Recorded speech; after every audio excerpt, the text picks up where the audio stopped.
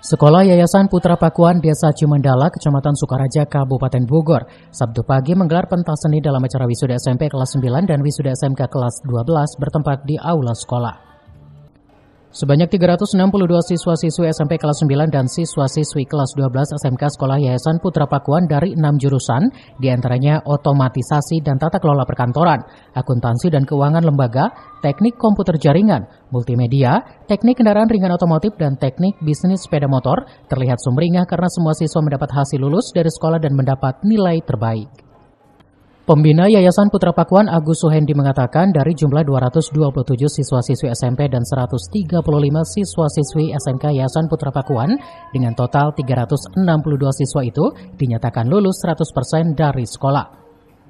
Menurut Agus, Sekolah Menengah Kejuruan Putra Pakuan ini merupakan salah satu SMK unggulan nasional yang ada di Kecamatan Sukaraja. Kini mulai banyak diminati masyarakat selain SMK, namun SMP-nya juga menjadi salah satu sekolah unggulan termasuk dalam SMP penggerak.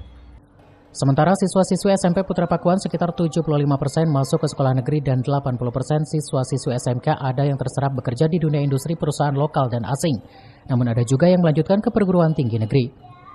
Pelepasan siswa-siswi SMP dan SMK dengan tema generasi muda yang inspiratif, kreatif, dan berakhlak. Acara tersebut dihadiri oleh para orang tua siswa dan diisi dengan acara pentas seni dan acara hiburan lainnya. Dari Sukaraja, Kabupaten Bogor, Suhanda Abriji melaporkan.